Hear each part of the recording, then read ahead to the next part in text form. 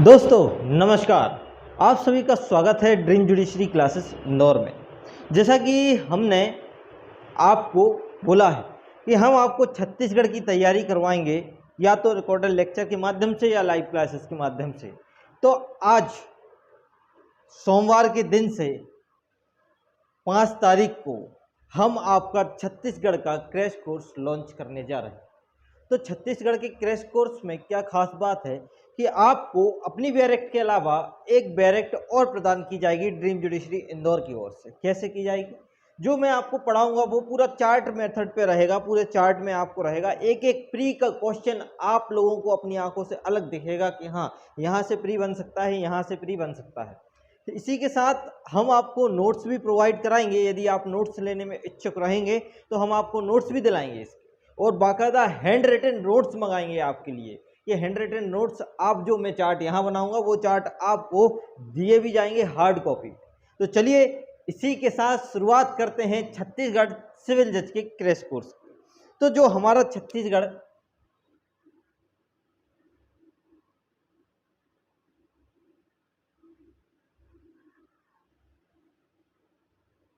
Rent control act कहाँ का है? 2011 का। क्या इसके पहले भी कोई एक्ट था? हाँ था। वो कौन सा था? वो छत्तीसगढ़ लैंड कंट्रोल एक्ट 1961 का था। जी हाँ, ठीक है। और क्या विशेषता है इस छत्तीसगढ़ लैंड कंट्रोल एक्ट की? क्या विशेषता है इसकी? एक ही विशेषता समझ में आती है कि जो पहले जो एग्रीमेंट हुए करते थे वो क्या थे? ओरल भी होते थे और रिटर्न में भी होते थे। लेकिन जो 2011 का जो एक्ट आया ये बोलता है कि अगर किराएदार और मकान मालिक के अगर बीच का कोई एग्रीमेंट है तो वो ऑलवेज कैसा रहेगा? रिटर्न रहेगा, लिखित प्रारूप में रहेगा, है ना। मतलब ये बोलता है इसमें छत्तीसगढ़ रेंट कंट्रोल में। ठीक है।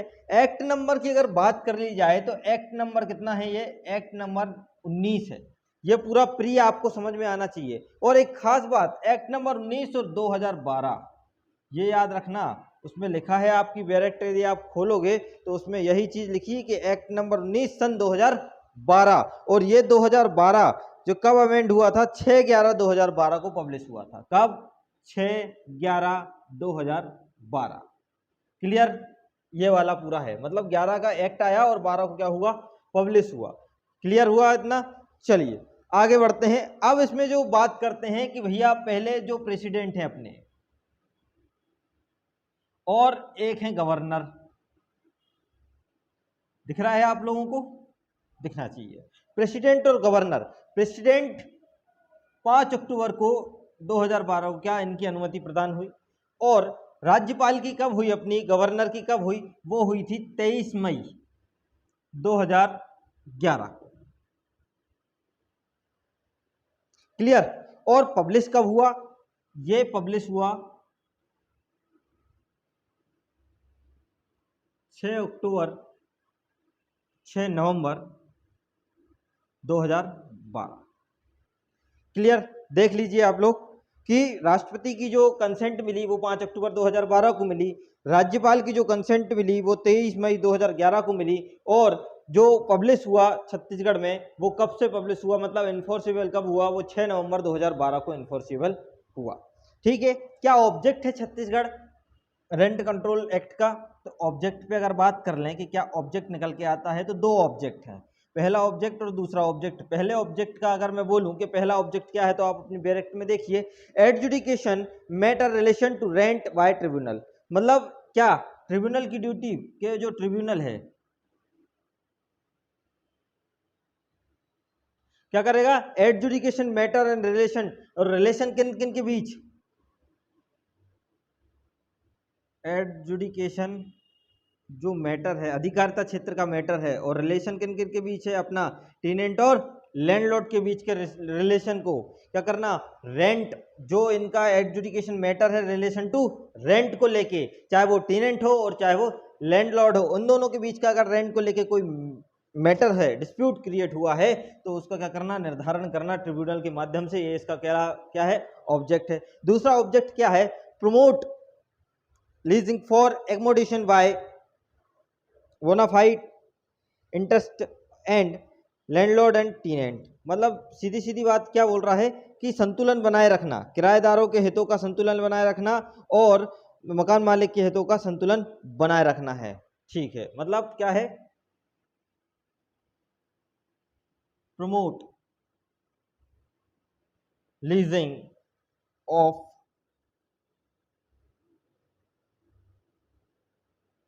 अकोमोडेशन, ठीक है, और बाय बैलेंसिंग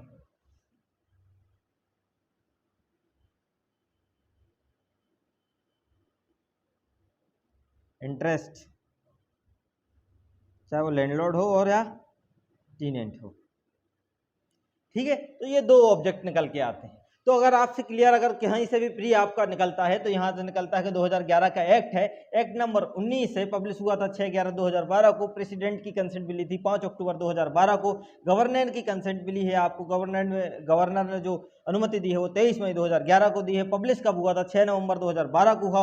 ऑब्जेक्ट क्या है? Tribunal adjudication matter to relation and tenant and landlord, और ये promote leasing of the accommodation by balancing of the interest of किसका? अभिधारी का, अभिधृति का। ठीक है, प्रवृत्ति को प्रोत्साहित करने हेतु ये अधिनियम का बनाया गया है, इसका ये ऑब्जेक्ट है। इतना क्या अगर क्लियर हुआ तो फिर आगे बढ़ते हैं। अब आगे बढ़ने के साथ साथ देखते हैं कि क्या है, क्या बोलता है ना। 1961 का एक्ट को रिपीट करके ये वाला एक्ट आया था। चलिए इसमें देखते हैं संशोधन कितने हो गए हैं, कितने अमेंडमेंट हो चुके हैं। अमेंडमेंट पे अगर चर्चा कर लें तो अमेंडमेंट की क्या देखो, अमेंडमेंट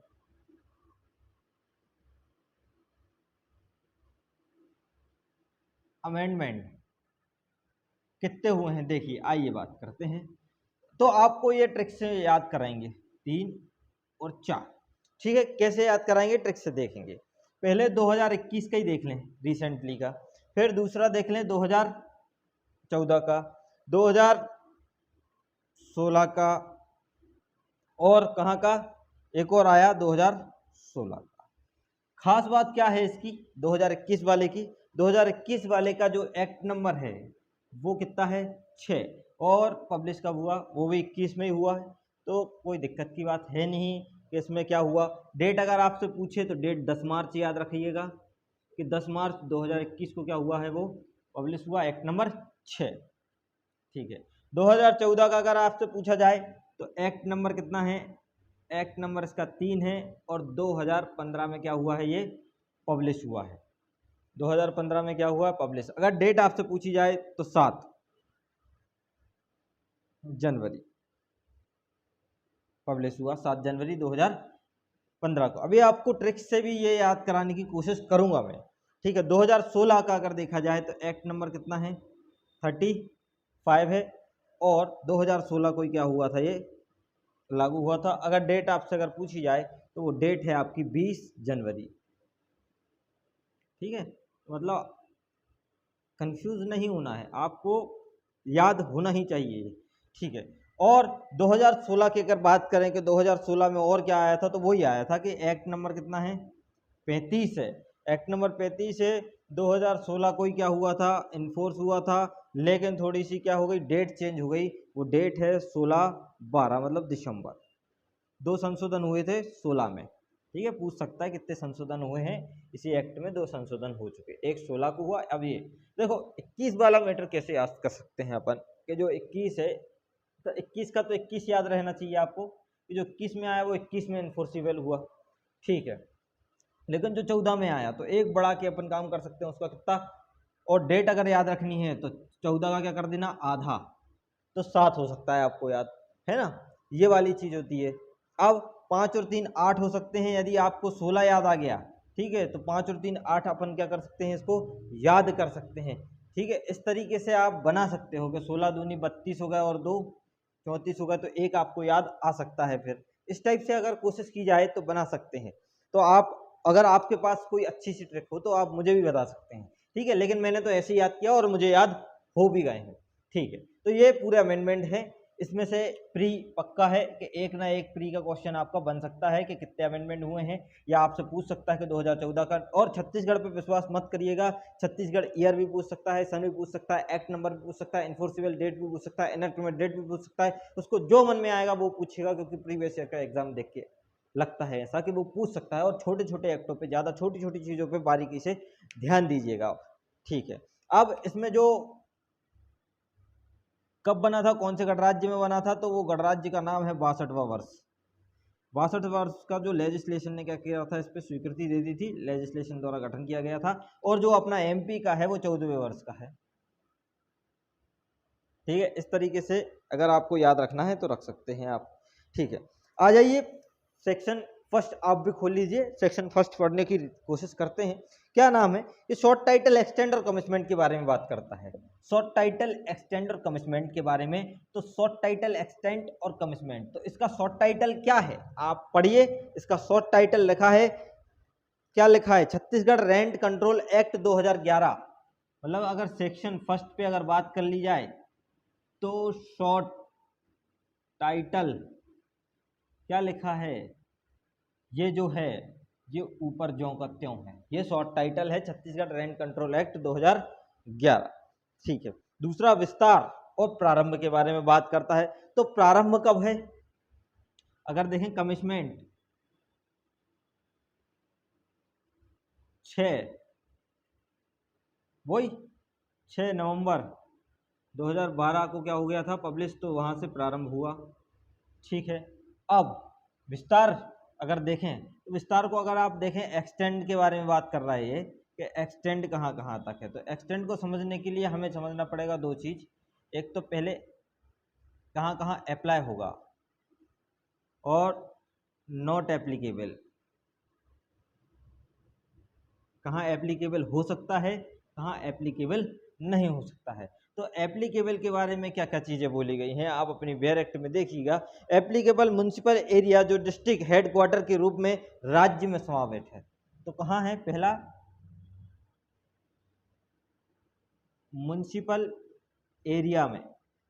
और वो म्युनिसिपल एरिया वो वाले जो डिस्ट्रिक्ट हेडक्वार्टर के रूप में राज्य में क्या है, स्टेट में इंक्लूड है, समाविष्ट हैं, ठीक है। पहली चीज ये समझ में आ रही, ठीक है। अब दूसरा इसी में एप्लीकेबल अगर देखा जाए तो एप्लीकेबल और कहाँ हो सकता है, नीचे आपको दिखेगा नहीं इसलिए ऊपर बना रहा हूं, ठीक है। तो और एप्लीकेबल कहाँ होगा, एप्लीकेबल वो हाँ होगा जहां अगर 2011 वाला एक्ट लागू नहीं है तो वहां 1961 वाला क्या होगा, एक्ट लागू होगा। और एक इसका प्रोवाइजो बोलता है कि अगर स्टेट गवर्नमेंट चाहे तो बाय नोटिफिकेशन से क्या कर सकता है, ये एक्ट छत्तीसगढ़ के एरिया में क्या कर सकता है, लागू कर सकता है। नॉट एप्लीकेबल अगर आपको देखा जाए कि तो सेक्शन 3 देखना, सेक्शन 3 में है एग्जम्पशन के बारे में बात करती है, छूट के बारे में कि आपको क्या क्या छूट प्रदान है, क्या क्या एग्जम्प्ट है। तो उसकी एक लिस्ट है। पहला है डिपार्टमेंट ऑफ गवर्नमेंट, जो गवर्नमेंट डिपार्टमेंट होते हैं, जो गवर्नमेंट क्या होते हैं, डिपार्टमेंट होते हैं, पहला तो वो चीज है। दूसरी अगर इसी में देखी जाए तो जो बोर्ड है, जो कॉरपोरेशन है, गवर्नमेंट बोर्ड हो गया, कॉरपोरेशन हो गई, ये भी क्या होना चाहिए, गवर्नमेंट होना चाहिए। तो इस पे भी क्या नहीं है, Chhattisgarh land control act applicable नहीं है। और जो तीसरा पॉइंट अगर देखा जाए तो तीसरा पॉइंट है आपका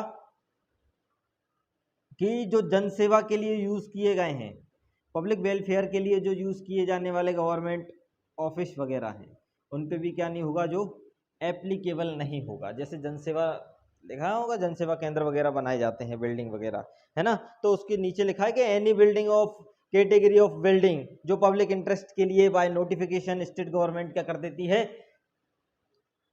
पब्लिश कर देती है, तो वो क्या नहीं होगा, आप एप्लीकेबल नहीं होगा। तो ये वाली चीज आपको हो गई, आगे होगी समझ में, क्लियर। तो ये सेक्शन फर्स्ट था। सेक्शन फर्स्ट के बारे में हमने क्या करी, बात करी। शॉर्ट टाइटल एक्सटेंड कमिटमेंट के बारे में बात करी है। Short title rent control district act का एक्सटेंड अगर देखा जाए तो एप्लीकेबिलिटी देखी जाए म्यूनिसिपल एरिया डिस्ट्रिक्ट हेडक्वार्टर राज्य में जो समावेश है उसमें होगा। और नॉट एप्लीकेबल अगर देखा जाए तो सेक्शन 3 में एग्जेप्शन है। Department of court, board, corporation जो कि गवर्नमेंट है, जनसेवा केंद्र है ना, ये सब पे क्या नहीं होगा, वो एप्लीकेबल नहीं होगा, उनको छूट है सेक्शन 3 के हिसाब से। चलिए आगे बात करते हैं डेफिनेशन पे। तो डेफिनेशन अगर आप पढ़ेंगे तो डेफिनेशन कितने तरीके की अगर डेफिनेशन दी है तो आप डेफिनेशन 14 है। कितनी डेफिनेशन है? डेफिनेशन है 14। सेक्शन 2 बात करता है डेफिनिशन के बारे में बात करता है। कितनी कितनी डेफिनेशन है? A B C D E F G H I J ABCD शायद नहीं है, 1 2 3। तो बस वन के हिसाब से चलें, 1 के हिसाब से चलते हैं। तो कितनी डेफिनेशन है? पहली वाली देखते हैं कि पहले वाले में क्या दिया गया है। तो 14 डेफिनेशन है टोटल। अगर डेफिनेशन देखी जाए तो 14 डेफिनेशन है। ABCD नहीं है, कंफ्यूज नहीं होना, ठीक है। ABCD लिख दिया था मैंने, अगर 1 2 3, ठीक है। चलो वन में क्या? वन में है आपका वास सुविधा, मतलब एकोमोडेशन।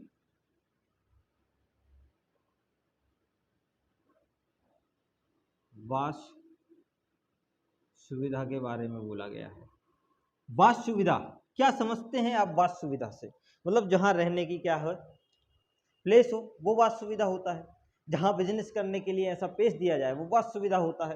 एकोमोडेशन कोई भी एक खाली स्थान, कोई भी क्या हो सकता है, वो एकोमोडेशन हो सकता है। जिसे पर्पस यूज करना हो वो एकोमोडेशन बना सकते हैं, जिसका रेंट निकले वो एकोमोडेशन में आ सकता है। चलिए इसमें क्या लिखा है? इसमें लिखा है means any building part of building, है ना। तो इसको अपन अगर जब तोड़ें तो क्या निकलता है? इसको जब तोड़ेंगे तो ये निकलता है, पहला एकोमोडेशन में इंक्लूड है बिल्डिंग, बिल्डिंग या पार्ट ऑफ बिल्डिंग। क्लियर? ये हो गया, ये इंक्लूड है ना, ये इंक्लूड है। लेकिन पर्पस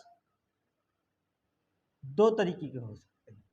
एक पर्पस है रेसिडेंटियल पर्पस, और दूसरा जो है वो है कॉमर्शियल,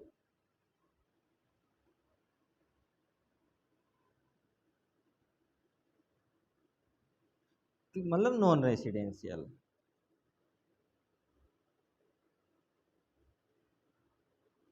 क्लियर?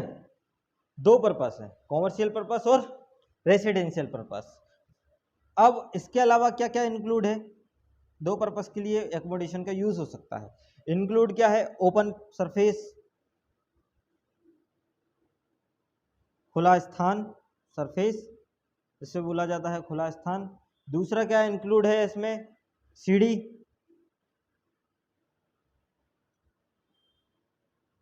स्टेयरकेस, सीढ़ी।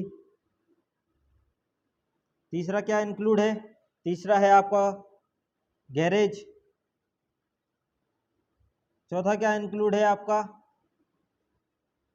गार्डन।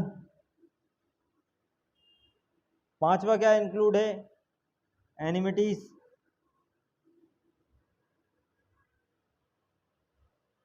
ठीक है, फॉर्मिंग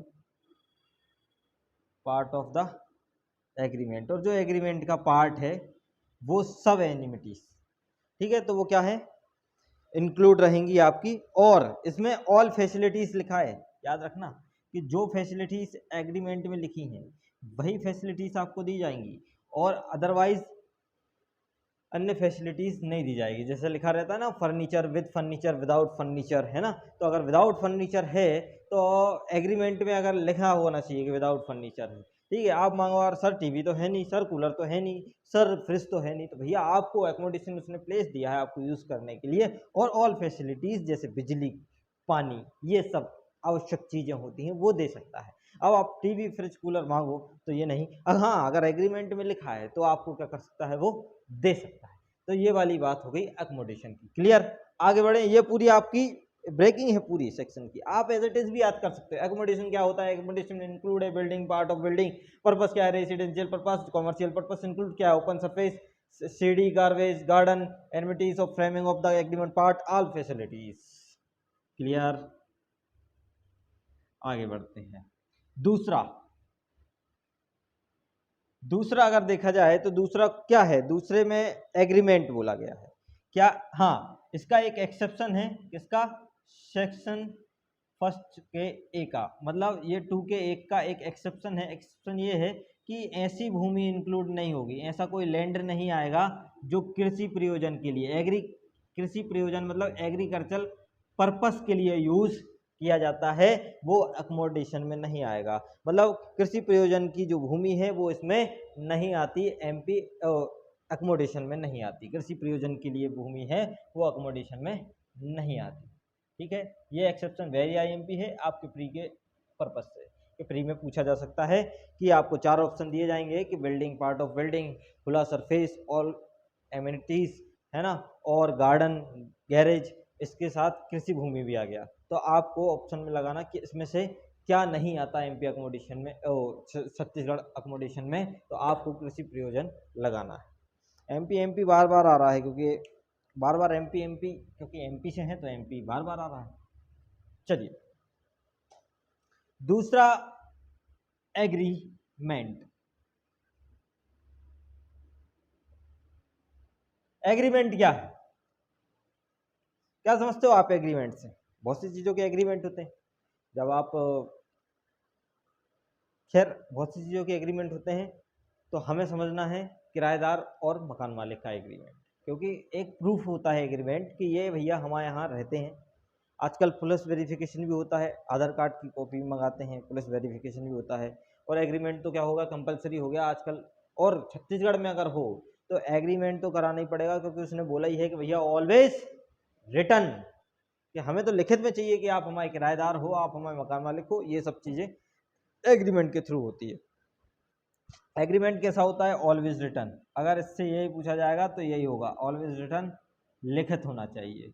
यही आपका बनाएगा प्री का एक क्वेश्चन। ठीक है, लेकिन अब एग्रीमेंट की कहानी को समझिए। ये घर, इसका लैंडलॉर्डी और ये टीनेंट है। हंसता मुस्कुराता हुआ टीनेंट, ये थोड़ा घर दे के पछता रहा है कि किसको दे दिया, है ना। याद कर सकते हैं एक तरीके से इसको, टीनेंट। अगर लैंडलॉर्ड का देखा जाए तो ये 2 के 5 में देखेंगे, और अगर टीनेंट आपको देखा जाए तो ये 2 के 14 में देखेंगे कि भैया लास्ट में ही आखिरी में काम होता है। तो ये 2 के 14 में और ये 2 के 5 में। साथ ही साथ इनको भी ख़त्म ही कर लेते हैं, और इन दोनों के बीच में क्या होता है? Decide rent.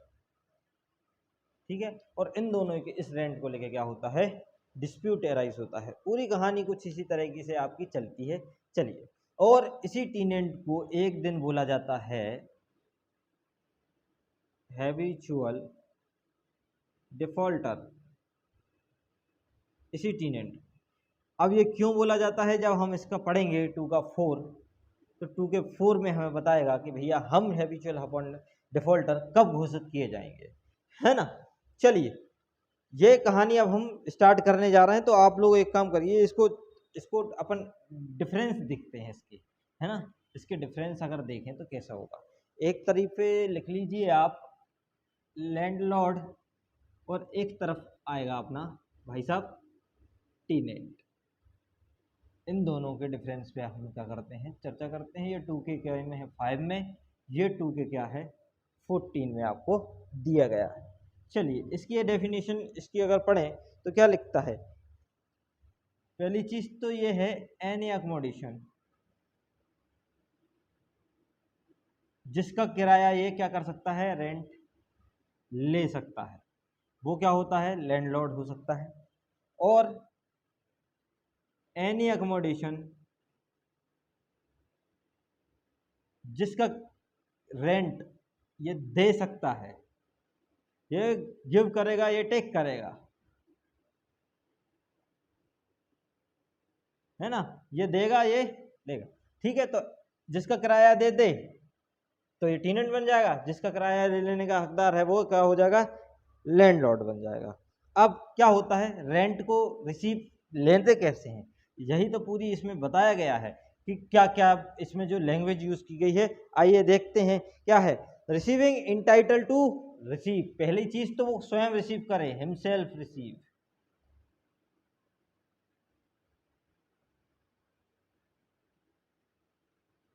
या इंटाइटल टू रिसीव, स्वयं के लेखे या उसकी ओर से लेखे, यही बात बोलता है आपकी लैंग्वेज। तो हिमसेल्फ रिसीव या इंटाइटल टू रिसीव, इसमें यही हिमसेल्फ गिव या एंटाइटल टू गिव, या क्या आपको देना है, या तो स्वयं दो या तो किसी और के माध्यम से दो जो उसका हकदार है। ऑन हिज, ऑन अमाउंट, वही दूसरा वाला जो देने का हकदार है, ऑन हिज अकाउंट और अकाउंट ऑफ, बाकी पूरी लैंग्वेज वही है, समझाने की जरूरत नहीं है। तीसरा वाला अगर देखें तो बिहाफ ऑफ, कि इसके बिहाफ पे कोई और ले ले, मकान मालिक नहीं है तो उसका रिश्तेदार अगर रह रहा है तो वो भी ले सकता है, बिहाफ ऑफ, है ना। या बेनिफिट ऑफ, कि जो लाभ कमा रहा है उस घर से, ठीक है, तो बेनिफिट ऑफ, जो लाभ प्राप्त करने का, आपकी वाइफ, ठीक है। तो ये क्या हो सकता है, लैंडलॉर्ड हो सकते हैं, ठीक है। बेनिफिट, अब अदर पर्सन और अदर पर्सन, अब अदर पर्सन से आप क्या समझते हो इसमें, अदर पर्सन पे अगर बात कर ली जाए तो अदर पर्सन कौन है, तो अदर पर्सन है आपके जो प्री में पूछा जाता है, ट्रस्टी पहला, दूसरा है रिसीवर, तीसरा जो आपका बनेगा वो कौन बनेगा, गार्जियन, ठीक है। और who will be receive the rent entitle to purse, receiver, ठीक है। और जो रेंट लेने के लिए क्या है, इंटाइटल है, जो कि लिख चुके हैं रिसीव करने के लिए, वो व्यक्ति भी क्या हो सकता है, आपका लैंडलॉर्ड हो सकता है। क्लियर। चलिए अब इसकी कहानी देखें कि इसमें कौन कौन आ सकता है। तो इसमें कौन कौन आ रहा था, any accommodation rent for give, but अगर आपकी जो कॉन्ट्रैक्ट है, बट जो कॉन्ट्रैक्ट है वो अगर एक्सप्रेस या एम्प्लाइड, एक्सप्रेस और एम्प्लाइड नहीं है, अभिव्यक्त रूप से उस दशा में लैंडलॉर्ड को देता है ना, उस दशा में डायरेक्ट क्या देगा, वो रेंट देगा।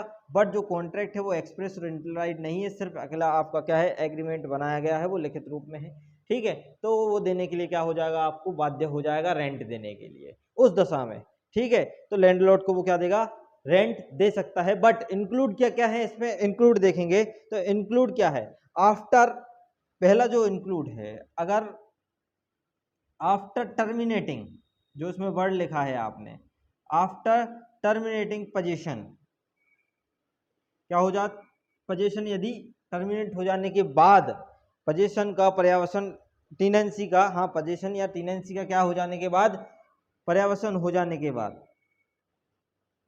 टीनेंसी का क्या हो जाने के बाद, पर्यावसन हो जाने के बाद कंटिन्यू रखता है क्या, पोजीशन, या टर्मिनेटिंग पोजीशन हो जाने के बाद क्या रखता है, कंटिन्यू रखता है पोजीशन, कंटिन्यू पोजीशन। तब जिसके खिलाफ वो व्यक्ति जो टर्मिनेट, देखो समझिए इस बात को क्या है, ये बोलना क्या चाहता है, ये बोलना ये चाह रहा है कि जैसे कि ये लैंडलॉर्ड है और ये टीनेंट है, ठीक है। अब ये लैंडलॉर्ड है, इसका किराया, इसने किराया 1 तारीख को, एक जैसे आज 6वां महीना है, ठीक है, और 2023 रोज हर महीने को इसका 1 तारीख को क्या आता है, किराया आता है, अगला किराया इतने को आएगा। अब जैसे टर्मिनेट हुआ, जैसे 6 तारीख को ही क्या होगा, इसका टर्मिनेट हो जाएगा, पोजीशन टीनेंसी खत्म हो जाएगी। कि अगर ये 6 तारीख को नहीं देगा, लेकिन यह 6 के पहले दे देता है तो वो क्या करता है, कंटिन्यू का रखता है, पोजीशन रखता है, तो वो व्यक्ति भी क्या कहलाएगा, फिर टीनेंट कहलाएगा। ठीक है, यही वाली बात वो बोल रहा है कि जो किराया देता है वो, और जो टर्मिनेट होने के बाद कंटिन्यू रखता है पोजीशन और किराया देता रहता है, तो वो भी क्या कहलाएगा, आपका टीनेंट ही कहलाएगा। ठीक है, और जिसके खिलाफ ऑर्डर और डिक्री पारित हुई है, जिसके खिलाफ में ऑर्डर और डिक्री पारित हुई है, वो भी क्या कहलाएगा, टीनेंट कहलाएगा।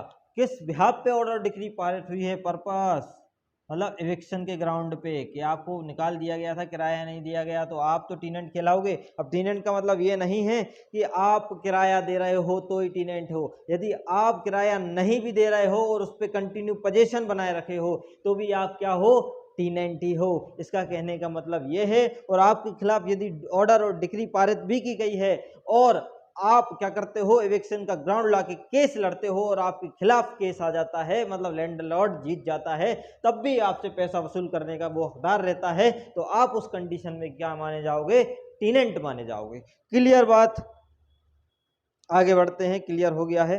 अब थोड़ा सा इसी की डेफिनेशन को आगे बढ़ाते हैं टीनेंट की, कि टीनेंट में और क्या है। टीनेंट का अगर आप दूसरा सबसेक्शन देखेंगे तो दूसरा जो बात करता है वो बात करता है in the case of death. भैया आपका जो टीनेंट है ना, जैसे ही उसने सुना कि मुझे किराया देना है, मेरे खिलाफ ऑर्डर आया, वो मर गया। मतलब आप याद कर सकते हो इस बिहाफ पे कि भैया in the case of death, death के केस में क्या होगा, डेथ के केस में दो पर्पस को चेक करेंगे। पहला पर्पस है रेसिडेंशियल पर्पस, क्योंकि दो पर्पस से टीनेंट बनेगा भैया, रेसिडेंशियल पर्पस। तो चलो पहले रेसिडेंशियल पर्पस पे बात कर लेंगे। भैया जो निर्दिष्ट व्यक्ति है जिसको किराया देना था वो तो डेथ हो गई। अब जब डेथ हो गई तो इसके कौन आएंगे, पहली चीज कौन से किराया वसूलेगा लैंडलॉर्ड, हिज सर्वाइविंग स्पाउस, उत्तरजीवी, जो उत्तरजीवी जो जीवित हैं, है ना। अब इसी में एक ध्यान देने योग्य बात यह है कि जब किसी का हस्बैंड की डेथ हो जाती है, जब किसी के हस्बैंड की डेथ हो जाती है तो बेचारी जो वाइफ होती है ना, उस वाइफ को देना पड़ता है किराया, और किराया देने के साथ साथ उसको एक फॉर्मेलिटी पूरी लगानी पड़ती है जिसको बोलते हैं सब टेनेंसी। उसको भैया सब टेनेंसी का फॉर्म भरना पड़ेगा, है ना। तो ये सब एग्रीमेंट, सब टेनेंसी वर्ड जो यूज किया गया है वो यही किया गया है। जब वाइफ का सब एग्रीमेंट बनेगा, क्या बनेगा, सब एग्रीमेंट बनेगा, तब वाइफ क्या कहलाएगी, टीनेंट कहलाएगी। ये वाली बात है ना। उसको माना जाएगा कि भैया आप क्या थे, हस्बैंड के बिहाफ पे आप उपकिराएदार थे वाइफ को। अब जब हस्बैंड खत्म हो गया तो आप क्या हो, किराएदार हो। तो जब किराएदार हो तो सब एग्रीमेंट बनेगा आपका। ये वाली बात बता दी कि भैया आपका आप क्या बनेगा, एग्रीमेंट बनेगा। तो आपका सब एग्रीमेंट वाली पूरी एक्ट में एक ही जगह ये लैंग्वेज का यूज है, वो है सब एग्रीमेंट। और जब सब एग्रीमेंट भरवाएगा लैंडलॉर्ड तो वाइफ बन जाएगी क्या, आपकी टीनेंट। क्लियर बात। तो ये था वाइफ के मैटर में। ठीक है, तो सर्वाइविंग स्पाउस हो गए, सर्वाइविंग स्पाउस हो गया। ठीक है, दूसरा क्या है, सन हो गया। तीसरा क्या है भैया आपका, तीसरा सन के बाद डॉटर है, डॉटर के बाद आपके हैं मदर और father, son daughter mother father. ठीक है, और कौन है, और है who had been ordinary residence to him such accommodation member of family up to his death। मतलब मेंबर ऑफ फैमिली भी हो सकती है जब आप उस समय पे उस घर में रह रहे थे, जब ठीक है उसके डेथ के समय तक आप क्या रहे हो, अगर उस घर में रहे हो तब भी आप क्या कहलाओगे, टीनेंट कहलाओगे उस पर्पस से। ठीक है, ये वाली बात आपको क्लियर होनी चाहिए। अगर इसको भी अगर मैं लिखूं तो till they up to death,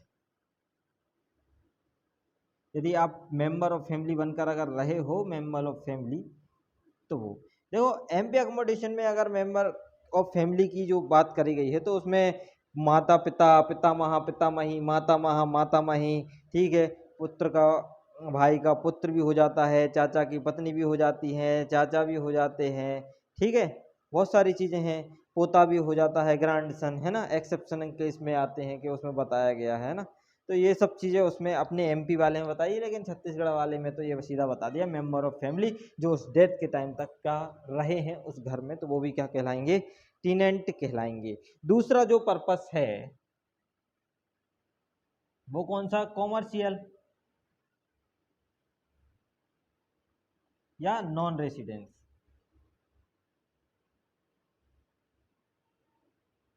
non residential purpose या कॉमर्शियल पर्पस के बारे में बात करता है दूसरा वाला, ठीक है।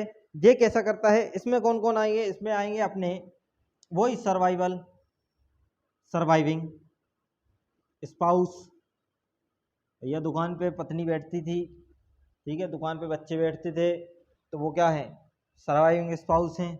दूसरा वही सन, डॉटर, फादर, मदर, है ना, ये वाली चीज़ें। Ordinary caring of business with him, मतलब जो बिजनेस जिसके साथ चलाता था, पार्टनरी में अगर कोई काम चल रहा है ना, पार्टनरी में अगर कोई बिजनेस चल रहा है, ठीक है, तो वो व्यक्ति भी, जो पार्टनर है वो व्यक्ति भी क्या माना जाएगा उस टाइम पे, टीनेंट माना जाएगा, ऑर्डनरी केयरिंग बिजनेस ऑफ, ठीक है, ये वाली बात भी है। तीसरे पे अगर बात करें, सबसेक्शन जो इसका 3 पॉइंट है, ये क्या बात करता है, चलिए डेफिनेशन 3, 2 का 3, ये बात करता है डिस्ट्रिक्ट, जिले के बारे में। क्या बात करता है जिले के बारे में भैया, जिले के बारे में आप देखोगे तो छत्तीसगढ़ लैंड कंट्रोल जो है, रेवेन्यू एक्ट,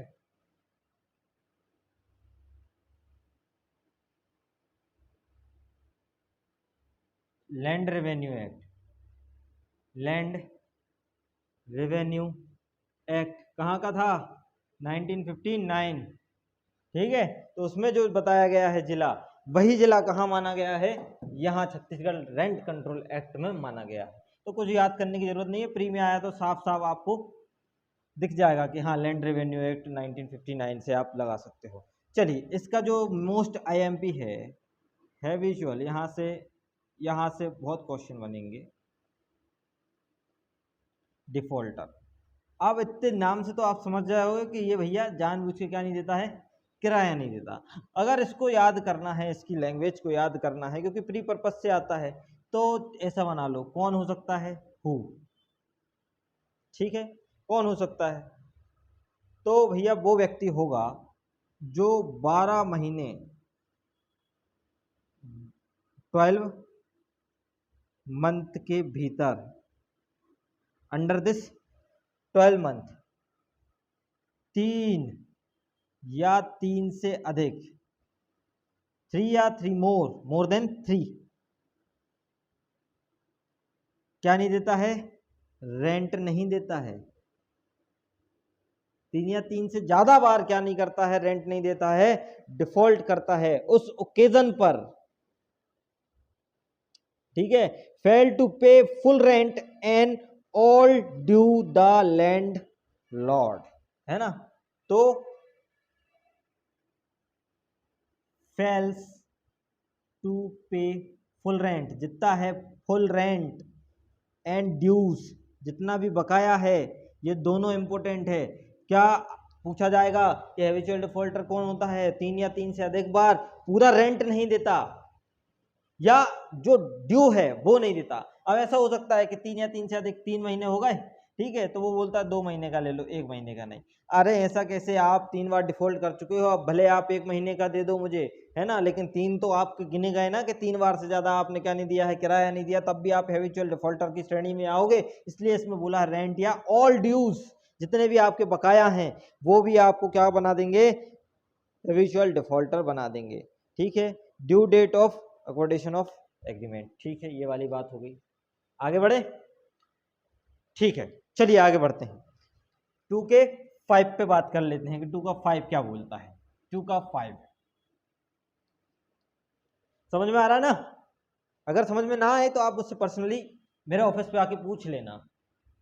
2 का 5, ये देखो समझने लायक चीज कम है, याद करने लायक चीज ज्यादा है, क्योंकि आपका छत्तीसगढ़ के प्री में आपका दिमागी टेस्ट होता है कि बहुत सी छोटी छोटी चीजें आपसे पूछी जाएंगी। ईयर पूछा जाएगा आपसे, ड्यू ऑल ड्यू पूछा जाएगा, पार्ट ड्यू पूछा जाएगा, ऑल रेंट पूछा जाएगा, पार्ट ऑफ रेंट पूछा जाएगा, है ना। तो ये कंडीशन आपको बना के दे सकता है और आपको सिमिलर लगेंगे सबके आंसर, लेकिन आपको पहचानना है कि आपका क्लियर आंसर कौन सा हो सकता है। चलिए इसके बाद जो 5 हम पढ़ चुके हैं, 6 पे आ जाइए। 6 में आपको बताया गया है म्युनिसिपल एरिया के बारे में।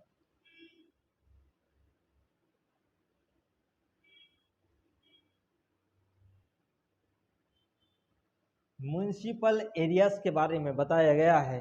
तो वो आपके दो एक्ट कौन कौन से हैं जो कि प्री में पूछे जाते हैं। एक तो है छत्तीसगढ़ म्युनिसिपल एक्ट नंबर 23।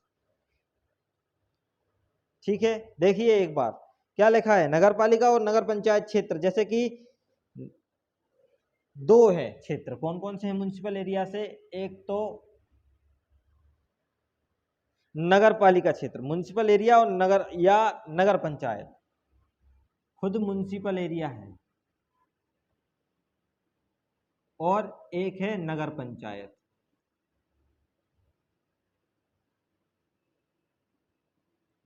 खुद म्युनिसिपल एरिया है और एक क्या है, नगर पंचायत भी है। ठीक है, जैसे कि एग्जाम्पल के तौर पे उसने बताया है, जो कि आपका प्री निकल सकता है। कैसा बताया गया है, उसने बताया है छत्तीसगढ़ नगर पालिका अधिनियम 1956। ठीक है, Chhattisgarh municipal corporation act CG municipal corporation act 1956, और एक्ट नंबर कितना है, 23। याद रखे रहिए, कुछ भी चेंज हो सकता है। ठीक है, 56 का 65 भी हो सकता है, 23 का 20 भी हो सकता है। और दूसरा जो बताया गया है वो बताएगा छत्तीसगढ़ नगर पालिका अधिनियम 1961, जो कि आपका याद है Chhattisgarh municipal corporation, Chhattisgarh municipalities act. ऊपर वाला कॉरपोरेशन है और ये वाला यही है, म्युनिसिपैलिटीज एक्ट। कहाँ का है, 1961 का, और एक्ट नंबर कितना है, 37। याद रखिएगा बहुत अच्छे से, है ना। तो ये था आपका म्युनिसिपल एरिया। म्युनिसिपल एरिया में म्युनिसिपल एरिया और नगर पंचायत इंक्लूड है। एग्जांपल के तौर पर अगर देखा जाए, Chhattisgarh municipal corporation act 1956, act number 23, Chhattisgarh municipalities act 1961, act number 37। Clear हुआ। चलिए आगे बढ़ते हैं।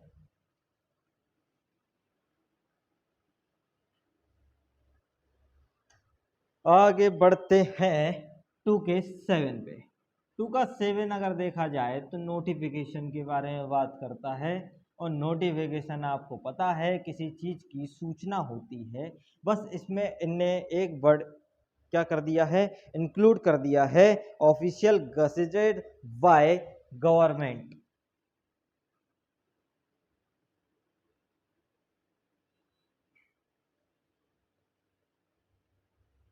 मतलब ऑफिशियल गजट के माध्यम से क्या होगा, पब्लिश होगा, राजपत्र में पब्लिश होगा, सुसंगत अधिसूचना है। राजपत्र में यथा प्रकाशित शासन की सुसंगत अधिसूचना अधिसूचना कहलाती है। निर्दिष्ट बता दिया, ऑफिशियल गजेटेड। एक ही याद रखना, notification means official gazetted by notification state government. Clear, राजपत्र जिसे बोला जाता है।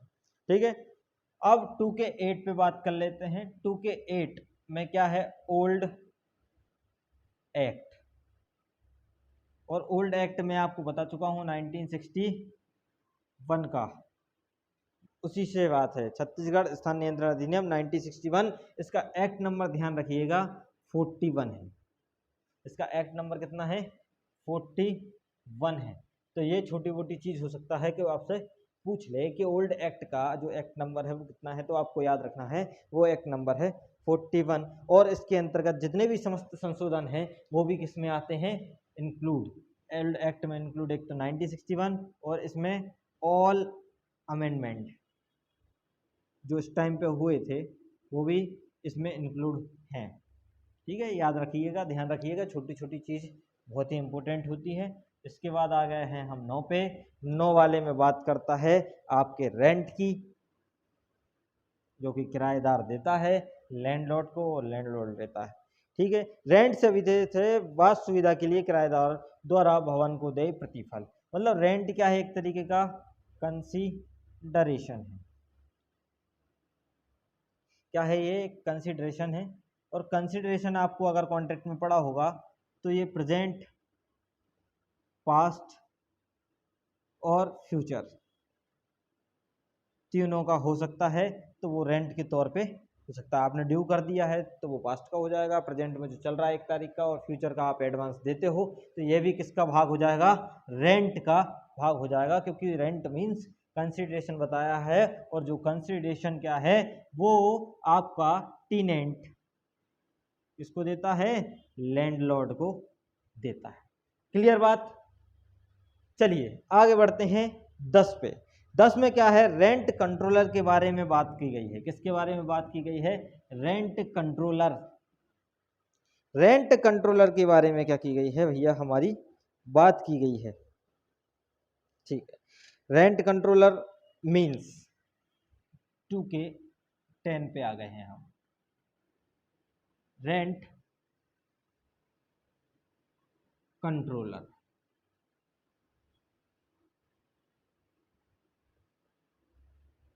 मीन्स, रेंट कंट्रोलर मीन्स क्या होता है, रेंट कंट्रोलर आप इसकी लैंग्वेज दे सकते हो। रेंट कंट्रोलर मीन्स होता है जो आपके सेक्शन 7 में दिया है, जो सेक्शन 7 में बताया गया है वो। अब सेक्शन 7 में क्या बताया गया है, जो अधिकारी है, अधिकारी मतलब ऑफिसर, ठीक है, ऑफिसर्स, अधिकारियां, है ना, जितने भी अधिकारी हैं। अब वो क्या बोलता है सेक्शन 7, सेक्शन 7 बोलता है एवरी डिस्ट्रिक्ट, प्रत्येक जिले में क्या करती है, अपॉइंट कौन करती है, स्टेट गवर्नमेंट अपॉइंट करती है प्रत्येक जिले में। कितने करती है, एक भी कर सकती है और एक से अधिक ऑफिसर अपॉइंट कर सकती है, अधिकारी अपॉइंट कर सकते हैं, एक या एक से अधिक अधिकारी अपॉइंट कर सकते हैं। किस रैंक के होने चाहिए, रैंक अगर देखें तो भैया उनकी रैंक क्या हो, तो वो रैंक है not not below the rank of deputy collector.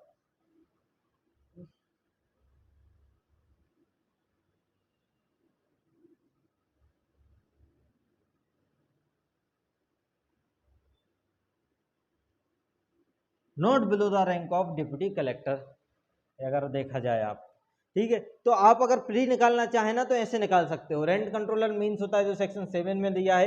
Every district में क्या होता है, अपॉइंट होता है। अपॉइंट कौन करती है, स्टेट गवर्नमेंट करती है। स्टेट गवर्नमेंट अगर अपॉइंट करती है तो कितने करेगी, एक भी कर सकती है और एक से अधिक ऑफिसर भी नियुक्त करती है। कौन सी रैंक का ऑफिसर नियुक्त करती है, not below the rank of deputy collector, है ना। वर्क क्या है, क्या वर्क है इनका, अगर इसका वर्क देखा जाए रेंट कंट्रोलर का अगर मैं बोलूं तो वर्क क्या है, तो इसका जो वर्क है वो वर्क जो है कि अगर कोई भी डिस्प्यूट अराइज हुआ है ना, तो उसका क्या करना, निराकरण करना, है ना। तो ये वर्क है, लेकिन वर्क को डिसाइड कौन करता है कि आप क्या वर्क करोगे, तो वर्क को डिसाइड करता है आपका कौन, डिस्ट्रिक्ट कलेक्टर। ध्यान देने योग्य वाली बात यही है, क्योंकि इसके बाद जब हम पढ़ेंगे तो वो आरसीटी ट्रिब्यूनल पढ़ेंगे, और ट्रिब्यूनल क्या करता है, कंट्रोल में रखता है विवाद को निपटाने के और फलाना ठिकाना के। और आरसी का बॉडी क्या है, अलग है, जहां पे आवेदन किया जाता है। तो समझ रहे हो, इसका वर्क को डिसाइड कौन करता है, डिस्ट्रिक्ट कलेक्टर। 4 ऑप्शन रहेंगे, आरसीटी भी रहेगा, लेकिन आपको लगाना क्या है डिसाइड करने के लिए, डिस्ट्रिक्ट कलेक्टर उसका लगाना है। रैंक से क्वेश्चन आ सकता है, तो not below the rank of deputy collector. आपको ये पूछा जाएगा कितने अपॉइंट होते हैं, एक होते, एक से ज्यादा हो सकते हैं, तो एक भी हो सकता है, एक से अधिक भी हो सकता है। एवरी डिस्ट्रिक्ट में होता है, तो हाँ जी एवरी डिस्ट्रिक्ट में होता है। ये था हमारा 10, ठीक है। आगे बात कर लेते हैं। आपको अगर ये नोट्स चाहिए हैं पीडीएफ फॉर्म में तो बता देना, मुझे मैसेज कर देना, तो मैं आपको ये प्रोवाइड करवा दूंगा, ठीक है। 11 है आपका रेंट कंट्रोल ट्रिब्यूनल। अब देखो ट्रिब्यूनल जो ट्रिब्यूनल आपने पढ़ा होगा वो आर्टिकल 323 ए और बी में पढ़ा होगा। तो ये बी वाले में अधिकारी को पावर, अधिकारी एक ट्रिब्यूनल होता है, ठीक है, कॉन्स्टिट्यूट होता है, वो यहाँ पे बताया गया है कि 323 के बी में, ठीक है।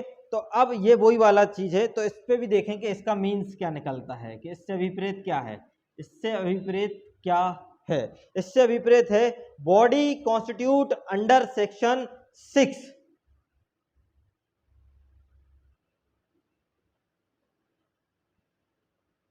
अंडर सेक्शन 6 का सब सेक्शन 1 जो यहां बताया गया है मीनिंग, वो 2 के 11 में भी मीनिंग बताया गया। तो या भैया यहाँ क्या बताया, इस एक्ट में क्या बताया गया है, इन दी एक्ट क्या बताया गया यहाँ पे मीनिंग भैया। तो मीनिंग क्या है, तो मीनिंग वही है जो यहाँ पे, कितना खतरनाक खेल गए, जो यहाँ नहीं तो यहाँ सही, यहाँ नहीं तो यहाँ सही। आर्टिकल 323 के बी में जो ट्रिब्यूनल बनाए जाते हैं, ट्रिब्यूनल कॉन्स्टिट्यूट किए जाते हैं, वो आरसीटी में, मतलब उनके थ्रू आरसीटी, रेंट कंट्रोल का ट्रिब्यूनल अलग होगा, किसी चीज का ट्रिब्यूनल अलग होगा। तो 323 में रेंट कंट्रोल का ट्रिब्यूनल भी बनाया गया है। तो उन्होंने बोला जो मीनिंग यहाँ निकलेगा वही मीनिंग यहाँ निकलेगा, वही मीनिंग यहाँ निकलेगा, ठीक है। अब पर्पस, इसका अगर पर्पस देखा जाए तो इसके पर्पस क्यों बनाया गया भैया रेंट कंट्रोल ट्रिब्यूनल, तो पर्पस ये है कि जो एक्ट बनने के, जो एक्ट बना, तो एक्ट कब बना अपना 2011, और उसके पहले का कब बना था 1961। तो एक्ट बनने के पहले, एक्ट बनने के 30 दिन के बाद डिस्प्यूट अराइज होने लगे बहुत ज़्यादा। टेनेंट किराया नहीं देता था, लैंडलॉर्ड सुविधा नहीं देता था, है ना। तो इस चक्कर में क्या होने लगे, 30 दिन, कितने दिन, 30 दिन के बाद पूछ सकता है, कुछ नहीं हो सकता छत्तीसगढ़ का। मैं नहीं बोलूँगा कि आप ध्यान मत दीजिए, ध्यान दीजिए आप बिल्कुल, ठीक है। अगर इन दोनों के बीच में डिस्प्यूट अराइज होने लगे तो विवाद को निपटाने के लिए पहला पर्पस अगर देखा जाए तो पहला क्या हो गया है, डिस्प्यूट का क्या करना, सेटलमेंट,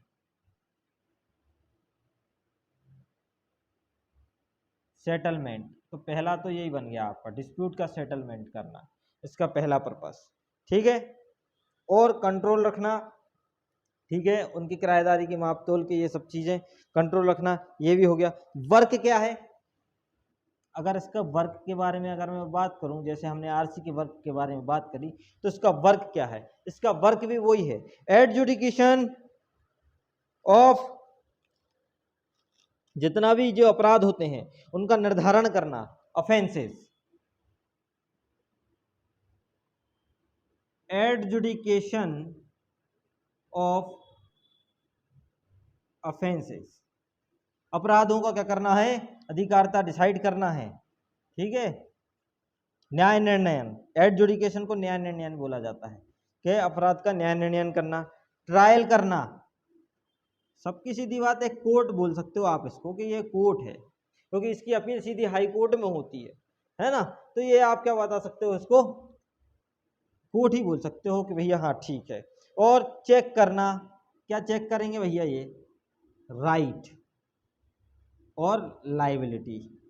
अब राइट और लाइबिलिटी किसकी चेक होगी भैया, वो होगी रेंट की और इसकी आपके लैंडलॉर्ड की। यह इसके क्या है, काम है किसके, आरसीटी के।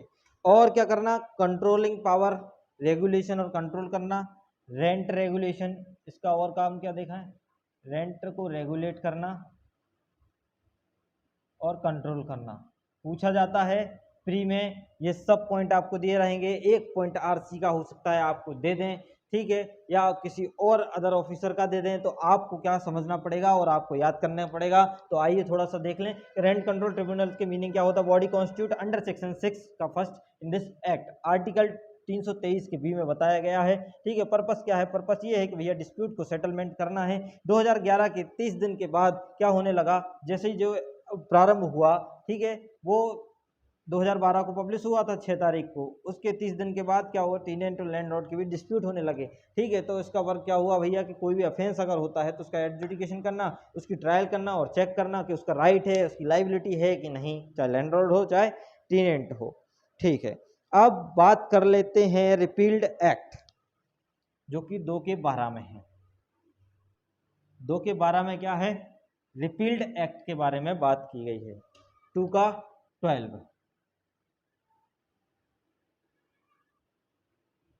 रिपील्ड एक्ट 2K12 में बताया गया। तो रिपील्ड एक्ट से आप क्या समझते हो? जो छत्तीसगढ़ एकोमोडेशन कंट्रोल एक्ट 1961 का है वो क्या हो गया? रिपील्ड हो गया। उसके जितने भी मतलब अगर आप इसको 2K8 के साथ अगर पढ़ सकते हो तो दोनों को एक साथ ही पढ़ डालना। जो ओल्ड है वो रिपील्ड है, खत्म बात। 2 का 8 जो है वो रिपील्ड में इंक्लूड कर दो, हो जाएगा आपका काम। तो 1961 वाला क्या हो गया है? रिपील्ड हो गया। उसके जितने भी समस्त कितने थे अमेंडमेंट थे वो भी क्या हो गए हैं? रिपील हो गए हैं। चलिए 2K13 पे बात करते हैं, जो बात करता है सोशल न्यूसेंस की। इसमें एक वर्ड है सोशल न्यूसेंस, और हम आईपीसी और सीआरपीसी में पढ़ते हैं पब्लिक न्यूसेंस। पढ़ते हैं ना? पढ़ते हैं, बाकायदा पढ़ते हैं। सोशल न्यूसेंस क्या होता है? जैसे दारू पी के कोई गाली दे रहा है वह, ठीक है, तो समाज पर उसका क्या पड़ता है? बुरा असर पड़ता है। लेकिन पब्लिक न्यूसेंस क्या होता है? जैसे किसी पेड़ की गिरने की संभावना है, उससे लोगों को क्या हो सकती है?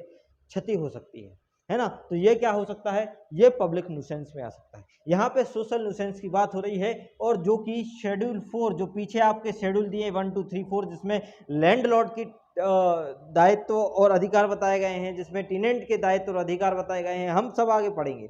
लेकिन उसके जो शेड्यूल 4 के आप जो पॉइंट देखोगे, पॉइंट उसके पॉइंट 10 में ये वाली बात मिलेगी। इसमें लिखा है 10 के पहले में प्रवृत्त दिनांक तक समस्त संशोधन अधिनियम इसके अंतर्गत आएंगे। वो सोशल न्यूसेंस का पार्ट होंगे, मतलब वो बता देगा कि सोशल न्यूसेंस क्या क्या है। और नीचे सबसे लास्ट में सोशल न्यूसेंस को डिफाइन किया गया है कि दारू पी के ये करना वो करना, है ना, जिसपे सामाजिक बुरा असर पड़े, आप तथ्य याद रखिएगा।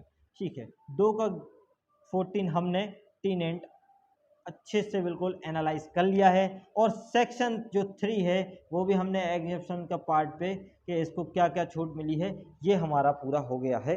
ठीक है, तो आज की क्लास यहीं ख़त्म करते हैं हम लोग, और बहुत जल्द मिलेंगे दूसरी क्लास में। अब दूसरी क्लास से हम सेक्शन 4 के साथ आएंगे। ठीक है, यहाँ पे अगर आपको कोई भी डाउट आए, कोई भी दिक्कत आए, याद करने में अगर कोई परेशानी हो तो मुझसे शेयर कर सकते हैं। चलिए, अच्छा, आपको डेफिनेशन याद कराने का कुछ इलाज करते हैं कि डेफिनेशन को अपन कैसे याद करते हैं। ठीक है, डेफिनेशन अगर ये थोड़ा सा एक्स्ट्रा हो जाएगा, डेफिनेशन समझते हैं कि डेफिनेशन को कैसे ट्रिक वाइज याद करते हैं। चलिए थोड़ी सी ट्रिक देखें क्या है। पहला है अकोमोडेशन, शॉर्ट फॉर्म में लिख रहा हूँ। दूसरा आपका क्या है? दूसरा किसके बारे में बात करता है? एग्रीमेंट के बारे में, एग्रीमेंट के बारे में। तीसरा आपका डिस्ट्रिक्ट के बारे में बात करता है। चौथा आपका हैबिचुअल डिफॉल्टर के बारे में बात करता है। ठीक है, पांचवा जो आपका है वो लैंडलॉर्ड के बारे में बात करता है। छठवा जो आपका है वो म्यूनसिपैलिटी के बारे में बात करता है। सातवां जो आपका है वो नोटिफिकेशन के बारे में बात करता है। आठवां जो आपका है वो ओल्ड एक्ट के बारे में बात करता है। नौवां जो आपका है वो रेंट के बारे में बात करता है। 10वां जो आपका है वो आरसी के बारे में बात करता है। 11 जो आपका है वो आरसीटी के बारे में बात करता है। 12 जो आपका है वो रिपील्ड एक्ट के बारे में बात करता है। 13 जो आपका है वो बात करता है सोशल न्यूसेंस के बारे में बात करता है। ठीक है, और जो 14 जो आपका है वो टेनेंट के बारे में क्या करता है? बात करता है।